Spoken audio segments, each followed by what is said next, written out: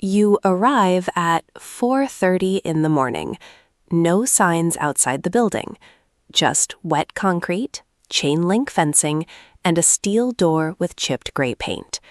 The air smells like bleach and old cigarettes. Somewhere deeper inside, ventilation fans hum with a steady mechanical rhythm that never changes. Nobody greets you. A man in a black jacket checks your ID for exactly 3 seconds before taking it away. You never get it back. Another man leads you downstairs through narrow corridors lit by fluorescent tubes that flicker every few minutes. The temperature stays at 16 degrees Celsius year-round, cold enough to keep you alert, cold enough to make everyone look pale. There are 12 recruits in your intake group. By the end of the first month, only 7 remain. Your instructor never uses your name. None of them do. You are rookie, asset, number 4. For 18 months, you learn routines instead of skills. Wake at 5 a.m., physical conditioning until 7 a.m., surveillance drills until noon, weapons maintenance after lunch, observation exercises until midnight. Every mistake is documented, every hesitation timed. You learn how long it takes a person to notice they are being followed. Average, 11 seconds. You learn how many people look down at their phones while crossing intersections. Average, 63%. You learn how to sit motionless inside a parked vehicle for 9 straight hours without moving your shoulders enough to fog the windows. Observation, patience, detachment. That becomes the entire structure of your life.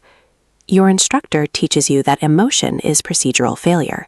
He says this while disassembling a handgun blindfolded in 38 seconds. He tells you that targets are never good or bad, only active or resolved. You repeat those words for years because repetition makes them easier to survive. Your first assignment comes after 4 years. No ceremony, no speech. A folder slides across a metal table. 3 photographs, a schedule, 2 addresses. Payment authorization, $48,000, routed through 6 accounts you will never see again. You spend 16 days watching the target. He buys coffee at 7:15 every morning. 2 sugars, no lid. He calls his daughter every Wednesday at exactly 21 a.m. He limps slightly when tired. You memorize these things because detail is survival. Human patterns become architecture, predictable, structural, safe. Then the moment arrives. Rain falls lightly across the parking garage. Concrete sweats moisture through cracks in the ceiling. Your gloves stick slightly against the grip. The target turns the corner earlier than expected, and then he looks directly at you, not through you, at you. For 1 second, you stop seeing a target profile. You see exhaustion in his face. You see confusion, recognition, fear arriving too slowly. You hesitate. A tiny delay, maybe 1 second, maybe less. But systems like this measure lives in fractions. The target moves. Training takes over after the hesitation, not before it. Your reaction comes late, controlled, efficient, final, but late. Back at headquarters, nobody raises their voice. That is worse. Your instructor reads the report in silence. He circles the timestamp discrepancy with a black pen. 1.4 seconds. Late, he says. Nothing else. From then on, promotions arrive quietly. More money, better hotels, cleaner documents, higher value assignments. You move upward because older operatives disappear, not because anyone admires you.